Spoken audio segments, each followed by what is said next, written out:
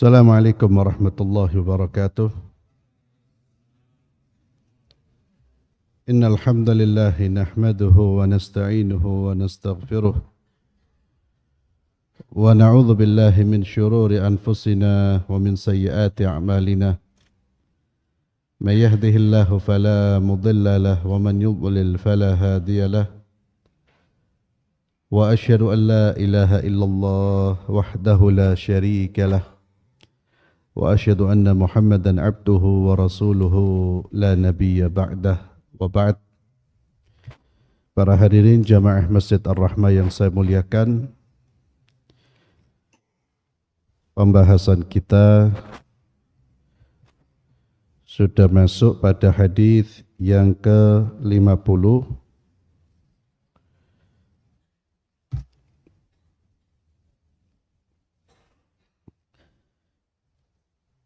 hadis dari Abu Hurairah radhiyallahu anhu, anna Rasulullah sallallahu alaihi wasallam su'ila, Nabi ditanya, ayyul amali afdal, amalan apakah yang paling utama, yang paling afdal. Yang paling afdal itu maknanya yang paling banyak pahalanya, yang paling bermanfaat bagi pelakunya. Qala, Nabi menjawab, imanun billah wa jihadun fi sabilih. Iman kepada Allah dan berjihad di jalan Allah.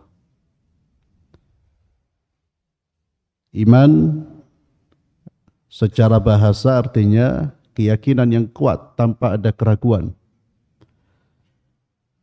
Jika masih ada keraguan, berarti belum dianggap beriman. Keyakinan yang kuat tanpa ada keraguan, itu iman secara bahasa. Namun menurut istilah, para ulama menjelaskan iman adalah keyakinan dalam hati dan ucapan dalam lisan atau dengan lisan, serta amal dengan anggota badan. Artinya iman itu tidak cukup diyakini, tapi ada perkara-perkara yang harus diucapkan. Tidak diucapkan maka tidak sah imannya. Contoh perkara yang harus diucapkan apa? 2 kalimat syahadat. Maka para ulama mengatakan kalau ada orang bisa mengucapkan 2 kalimat syahadat dan dia tidak mau mengucapkan 2 kalimat syahadat, dia tidak dianggap beriman sekalipun dia mengaku hatinya beriman. Demikian pula iman itu harus terlihat dalam amal perbuatan. Tidak mungkin ada orang mengaku beriman namun dia tidak melakukan sama sekali perbuatan-perbuatan yang diperintahkan oleh Allah. Itu tidak mungkin dia disebut beriman, sama sekali dia meninggalkan amal. Ya. Dan iman ini merupakan syarat diterimanya amal-amal kebaikan manusia. Jika seseorang belum beriman, lalu dia berbuat baik, dia melakukan kebaikan-kebaikan, maka kebaikannya tersebut tidak akan diterima oleh Allah. Dulu di masa jahiliyah ada salah seorang yang masih kerabatnya Aisyah radhiyallahu anha, istrinya Nabi, yang bernama Abdullah bin Jud'an. Orang ini sangat baik. Orang ini punya kepedulian terhadap para fakir dan miskin. Orang ini orang yang selalu menyantuni. Intinya orang yang punya kepedulian sosial yang tinggi. Namun dia belum pernah mengucapkan 2 kalimat syahadat. Bagaimana nasibnya di akhirat? Nasibnya di akhirat dia tidak mendapatkan balasan kebaikan apapun. Allah hanya membalas kebaikannya di mana? Di dunia. Maka kalau ada orang berbuat kebaikan tanpa dilandasi keimanan atau dia belum beriman, maka amal tersebut tidak akan diterima oleh Allah. Dari sini kita bisa memahami mahalnya iman, ya. Bahkan tidak bisa disandingkan atau tidak bisa dibayar dengan dunia dan seisinya. Dan itulah anugerah Allah yang terbesar, termahal, terbaik yang Allah berikan kepada kita. Saat ini ma'asyiral muslimin, ada saudara-saudara kita yang belum tersentuh oleh hidayah. Kita sudah mendapatkan hidayah sejak lahir. Itu anugerah yang besar dari Allah Subhanahu wa taala.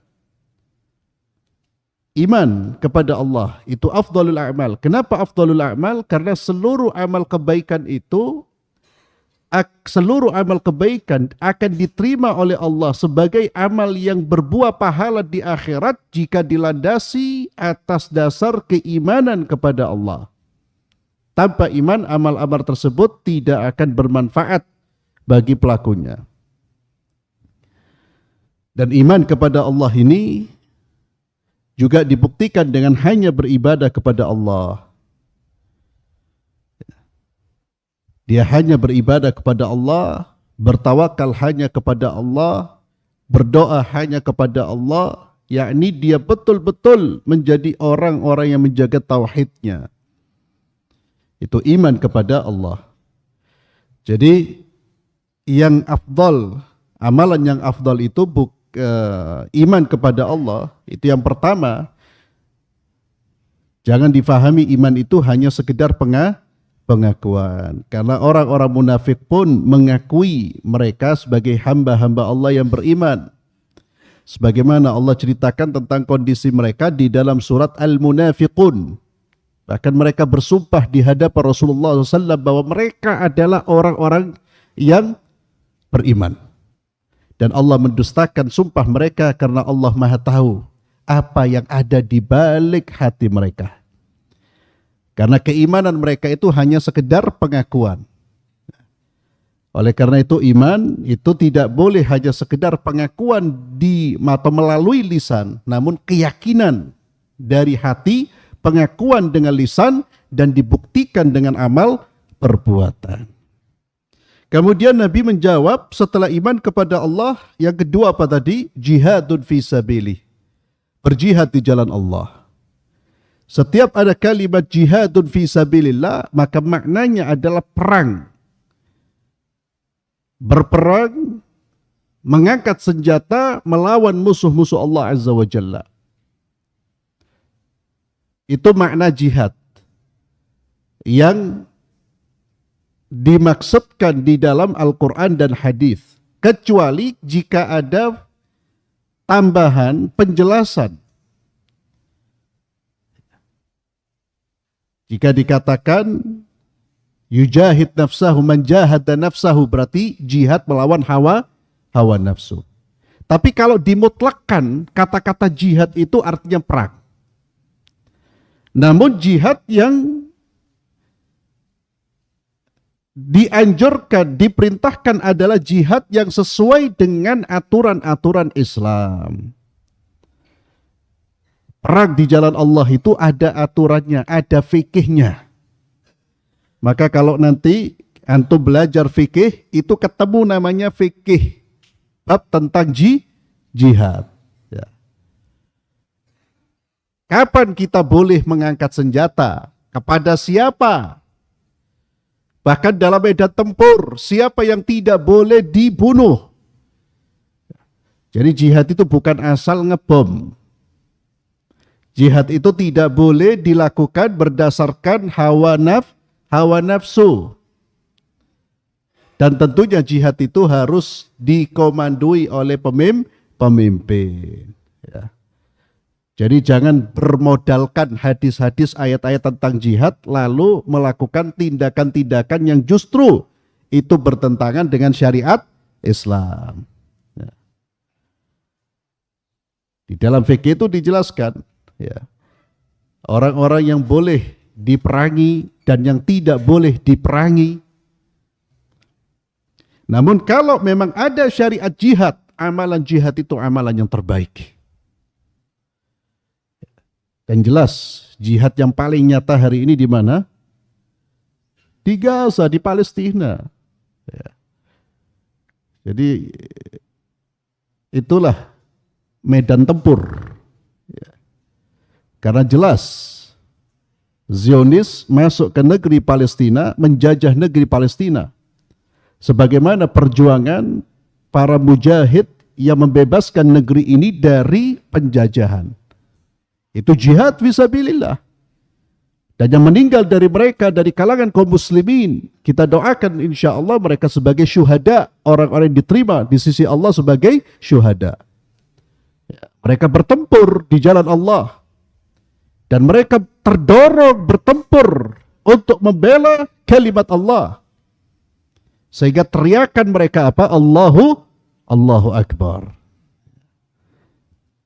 Jihad fisabilillah. Dan jihad itu tentunya ada atau jihad itu bisa juga dilakukan dengan berdakwah. Bertempur dalam pengertian berdakwah, bertempur di medan dakwah. Itulah jihad kita hari ini. Jihad kita di negeri Indonesia ini bukan mengangkat senjata. Karena tidak ada musuh yang harus diperangi dengan mengangkat senjata. Jihad kita di medan atau di negeri ini adalah jihad menyebarkan kebaikan. Jihad mengajak manusia ke jalan Allah. Jihad menolak berbagai macam pemikiran-pemikiran yang merusak keyakinan dan moral. Itu jihad kita. Dan bekal seorang mujahid Al-Quran dan Sunnah. Ya. Maka niatkan ikhwani fillah, kalau antum mahasiswa menghafal Al-Quran, itu niatkan juga tujuan dari menghafal Al-Quran untuk menjadi orang-orang yang bisa berdakwah, menyampaikan Al-Quran kepada umat. Niatkan untuk memperbaiki diri kita dan niatkan untuk menjadi bekal kita untuk memperbaiki masyarakat kita. Itu niatnya. Jangan niat untuk menjadi imam besar. Gak boleh, hati-hati. Kenapa kamu masuk ke Masjid Ar-Rahmah? Saya pengen imam besar seperti Sudes. Enak sugi. Ya, duit ake. Uangnya banyak. Terkenal, dipanggil di mana-mana. Kalau niatnya antum seperti itu, segera bertaubat, beristighfar. Ya. Hati-hati. Jadi jangan dianggap orang yang menghafal Al-Quran pasti dijamin surga lo ya. Bahkan di akhir zaman, para munafiknya itu banyak dari orang yang menghafal Al-Quran. Hati-hati. Kenapa? Niatnya bukan karena Allah. Niatnya bukan untuk berjihad di jalan Allah, tapi niatnya untuk mendapatkan dunia, popularitas, jabatan, kedudukan, sanjungan, penghormatan. Karena ahlul Quran itu dihormati. Antum pernah dengar hadis tentang 3 golongan yang pertama kali disiksa? Pernah dengar? Pernah? Gini tuh pernah pada, jangan gini-gini. Gini tuh pernah pada, pernah. Kalau belum gini, ya, kalau gini tuh berarti pernah. Kalau diam berarti abstain, tidak memberi pendapat. Ya. Padahal pertanyaannya belum atau sudah. Ya. 3 golongan itu salah satunya siapa? Penghafal Quran. Disiksa kenapa? Karena dia menghafal Al-Quran. Tujuannya untuk mendapatkan gelar qari. Ya, qari.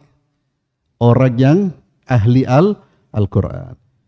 Jadi kembali kepada jihad fisabilillah. Dan antum ikhwani fillah menghafal Al-Quran. Jihad apa tidak itu? Jihad. Ya. Orang yang mencari ilmu, mendakwakan ilmu, itu bagian dari jihad fisabilillah. Ya. Bagian dari jihad fisabilillah. Apalagi menghafalkan Al-Quran. Dan bersyukur kepada Allah ketika kita ditempatkan di tempat di mana kita belajar ilmu syar'i, kita belajar Al-Quran, kita menghafal Al-Quran. Demi Allah, itu anugerah yang terbesar dari Allah. Coba bayangkan kalau Anda ditempatkan di tempat yang mohon maaf, yang justru dimurkai dan dibenci oleh Allah. Antum dipilih oleh Allah, ditempatkan di sekolah tinggi dakwah yang kegiatan sehari-harinya menghafal Al-Quran, berinteraksi dengan Al-Quran. Ya. Maka syukuri nikmat Allah, jaga nikmat Allah ini dengan apa? Dengan bersungguh-sungguh dan meluruskan niat. Luruskan niat untuk betul-betul dekat dengan Allah, menjadikan Quran ini sebagai perubah yang merubah diri kita, dan Al-Quran kita niatkan untuk bahan dakwah kita menyampaikan, menyebarkan kepada umat, dan raihlah kedudukan yang tinggi di sisi Allah. Ya. Ini satu anugerah dari Allah Azza wa Jalla, kita ditempatkan di tempat yang baik, karena tidak semua orang ditempatkan oleh Allah di tempat yang baik. Qultu fa ayyu riqabi afdal. Kemudian Nabi ditanya, ya Rasulullah, membebaskan budak, budak yang manakah yang paling afdal untuk dibebaskan? Nabi menjawab, aghlaha thamanan wa anfasuha idda ahliha. Budak yang paling mahal, aghlaha wa anfasuha inda ahliha. Yang paling tinggi, yang paling baik dan paling disukai oleh pemiliknya. Ya, tentunya di Indonesia tidak ada perbudakan, bahkan di dunia tidak ada perbudakan. Budak itu ya tawanan perang. Dan ini sudah terjadi sejak sebelum zaman Islam. Sejak zaman Jahiliyah itu sudah ada sistem perbudakan, dan Islam datang mengikis. Maka dianjurkan orang-orang Islam itu untuk membebaskan budak.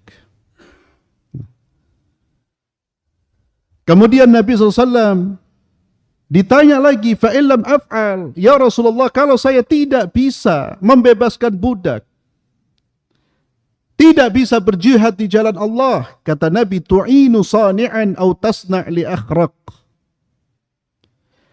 Tu'inu sani'an, engkau membantu orang yang melakukan pekerjaannya. Ada riwayat tu'inu dha'ian. Ada dua riwayat, tu'inu sani'an, ada riwayat tu'inu dha'ian. Kalau tu'inu dha'ian artinya tusa'idul faqir, engkau membantu orang yang fakir. Atau engkau membantu orang yang melakukan pekerjaannya namun dia tidak bisa mengerjakan pekerjaan itu dengan baik. Antum bantu agar pekerjaannya selesai dengan sempurna. Ini termasuk amal kebaikan. Dan inilah seorang muslim. Seorang muslim, dia beriman, berjihad, membantu saudara-saudaranya, baik yang dibantu itu sama sekali tidak punya pengalaman, atau dia punya pengalaman namun dia belum pandai, kita bantu. Maka termasuk sedekah itu antum membantu saudara-saudara antum. Ya. Untuk menyelesaikan pekerjaannya, bukan membantu menjawab soal ujian. Ya. Itu tidak boleh, karena memang ada larangan. Ya. Saya ingin berbuat baik kepada saudara saya, Ustadz. Ya. Lalu saudaranya diberi bocoran jawaban. Itu namanya membantu tolong menolong dalam hal apa? Kemungkaran. Allah Azza wa Jalla berfirman, wa ta'awanu 'alal birri wat taqwa wa la ta'awanu 'alal itsmi wal udwan. Tolong menolonglah dalam hal kebaikan dan ketakwaan. Jangan pernah tolong menolong dalam hal perbuatan dosa dan permusuhan. Fa illam af'al, ya Rasulullah, kalau saya tidak bisa melakukan itu, saya tidak bisa membantu orang, apa kata Nabi? Tada'un nasa minasyarr fa innaha shadaqatun tasaddaqu biha ala nafsik. Kalau kamu tidak bisa membantu saudaramu, maka kamu hendaknya mencegah dirimu dari melakukan keburukan kepada manusia. Jangan berbuat buruk kepada orang lain. Itulah cara kamu bersedekah. Kalau kamu tidak mampu berbuat baik. Jadi orang Islam itu kalau tidak bisa bermanfaat buat orang lain, maka jangan memberi mudarat kepada orang lain. Ya. Ada orang hidupnya sudah tidak memberi manfaat, justru menjadi apa? Menjadi benalu, pengganggu di tengah-tengah masyarakat. Sehingga ada manusia yang kehadirannya itu tidak pernah diharapkan. Ya. Kenapa? Karena tidak memberi manfaat, juga suka memberi mudarat, mengganggu. Dan itulah seburuk-buruk manusia. Demikian pula kita bisa mengukur kebaikan kita. Lihatlah, orang-orang yang berada di sekitar kita ini senang apa enggak dengan kita? Bisakah kita memberi manfaat kepada mereka? Kalau antum umpamanya kehadiran antum tidak disenangi di mana-mana, berarti antum bukan orang baik. Karena ada manusia itu yang hidupnya tidak diharapkan, matinya didambakan.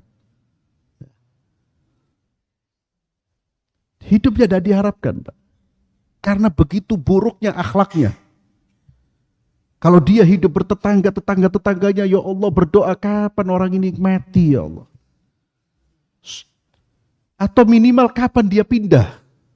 Kalau kita sampai dianggap, kalau kita sampai diperlakukan seperti itu, di mana orang tidak mengharapkan kehadiran kita, apa kata Nabi? Wallahi la yu'min, wallahi la yu'min, wallahi la yu'min. Berarti kita belum beriman.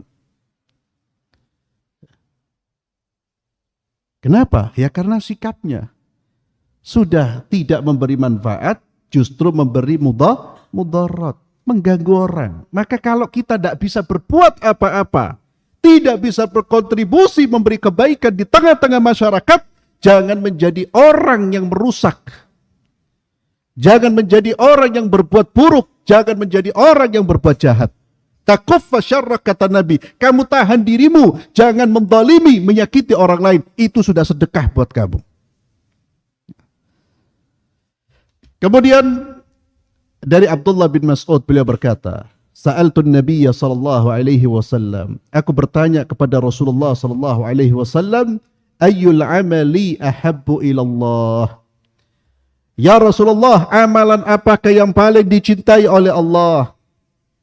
Tadi pertanyaannya apa? Amalan apakah yang paling utama, afdal? Pertanyaan Abdullah bin Mas'ud, yang paling dicintai oleh Allah.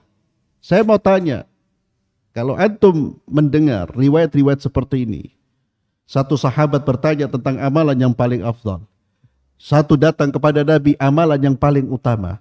Satu lagi datang kepada Nabi, amalan yang paling dicintai. Paling. Ini menunjukkan apa? Menunjukkan apa ini? Apa yang bisa antum antum lihat dari sikap-sikap para sahabat ini? Datang kepada Nabi bertanya tentang amalan yang paling afdal, amalan yang paling dicintai, amalan yang terbaik, semuanya yang terbaik. Apa kira-kira? Apa? Kenapa?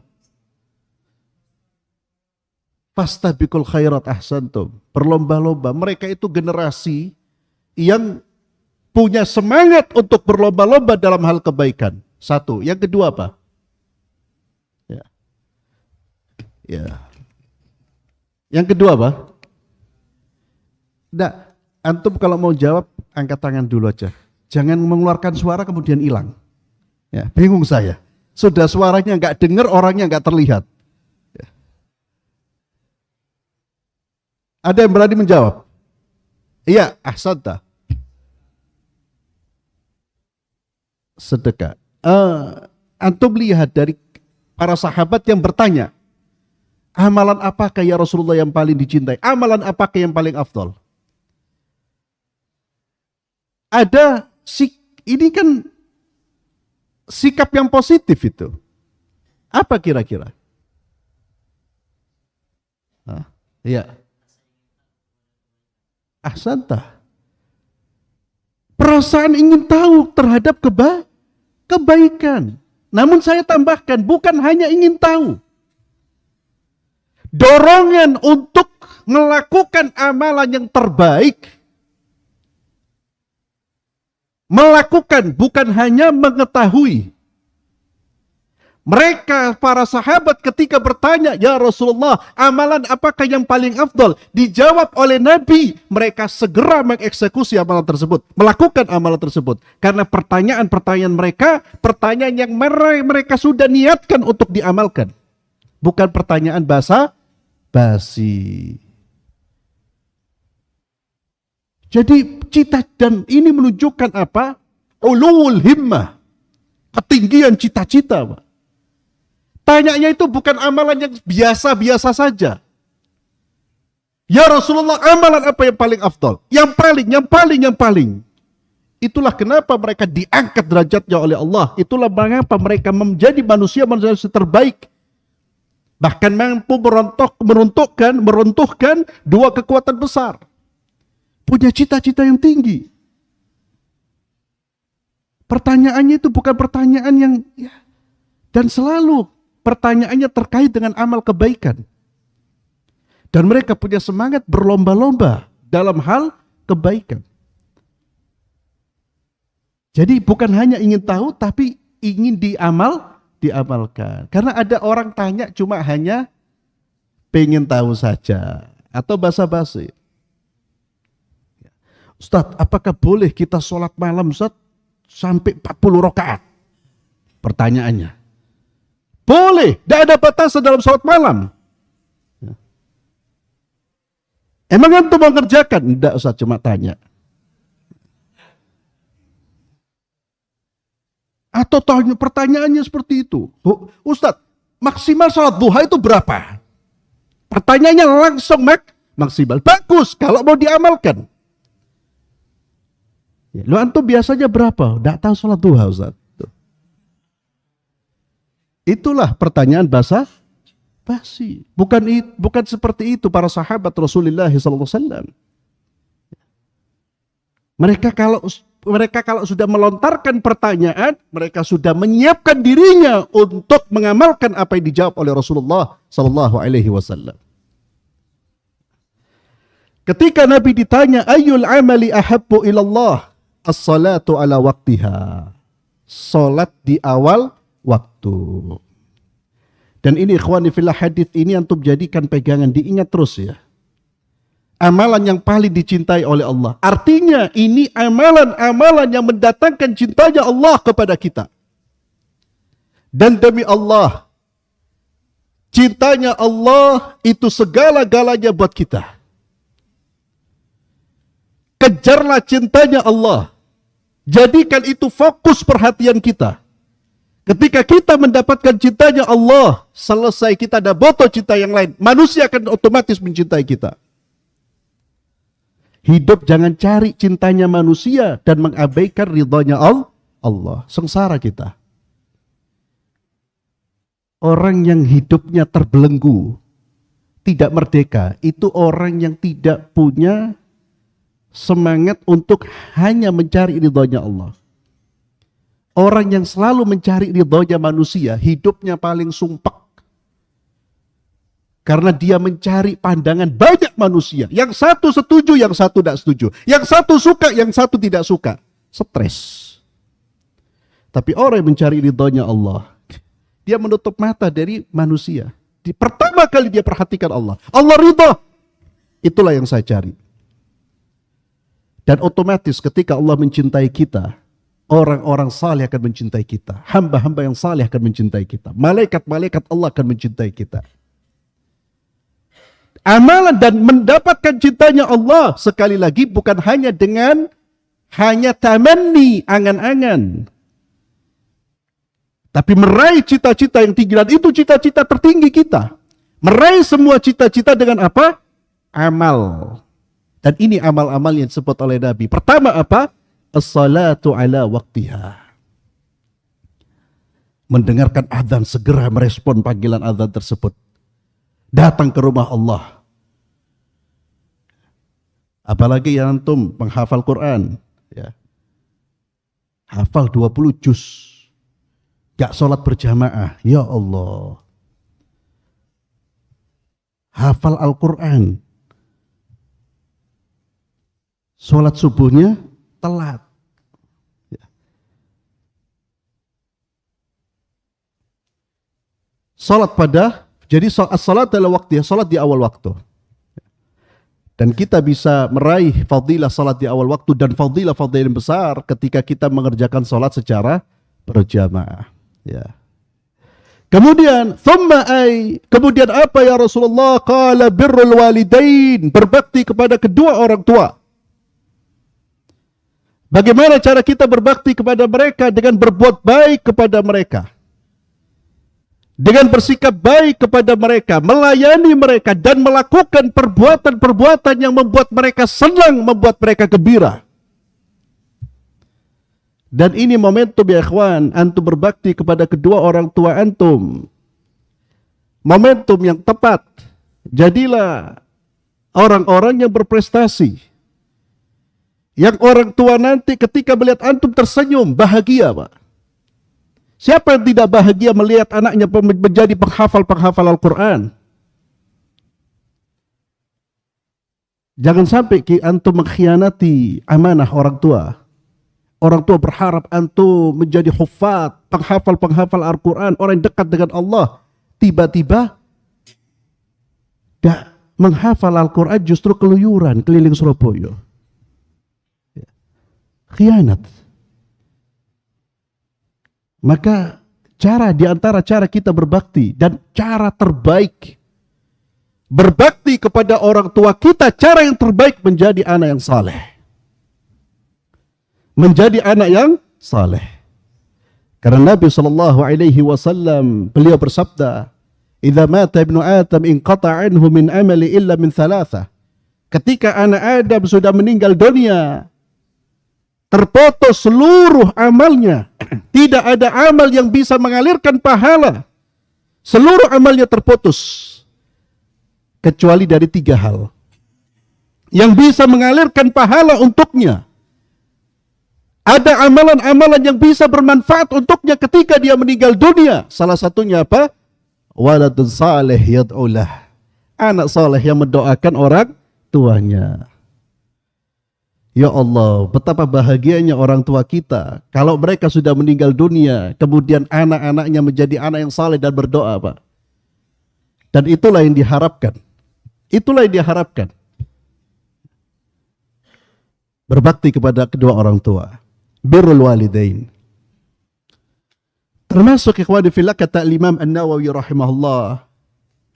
Termasuk berbakti kepada kedua orang tua itu berbuat baik kepada kawan-kawan mereka, saudara-saudara mereka.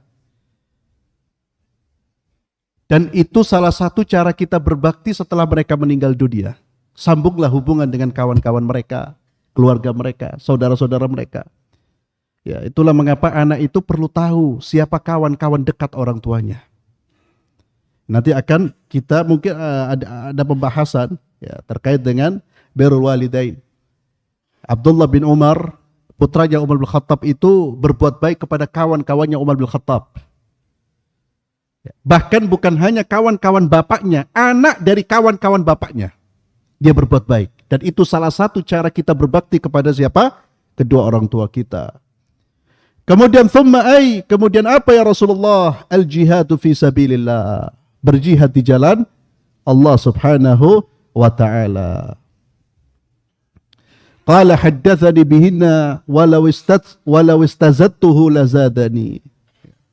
Nabi sallallahu memberikan jawaban, menyampaikan itu kepadaku, dan kalau seandainya saya menambah pertanyaan, niscaya akan dijawab oleh Rasulullah sallallahu alaihi wasallam. Sudah masuk Ustaz?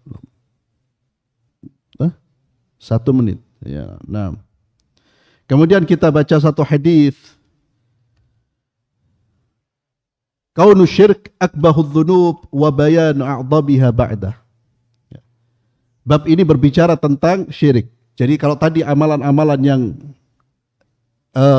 afdal, yang menguatkan iman kita dan itu menunjukkan keimanan kita, maka di sini dijelaskan tentang amalan-amalan yang merusak iman kita.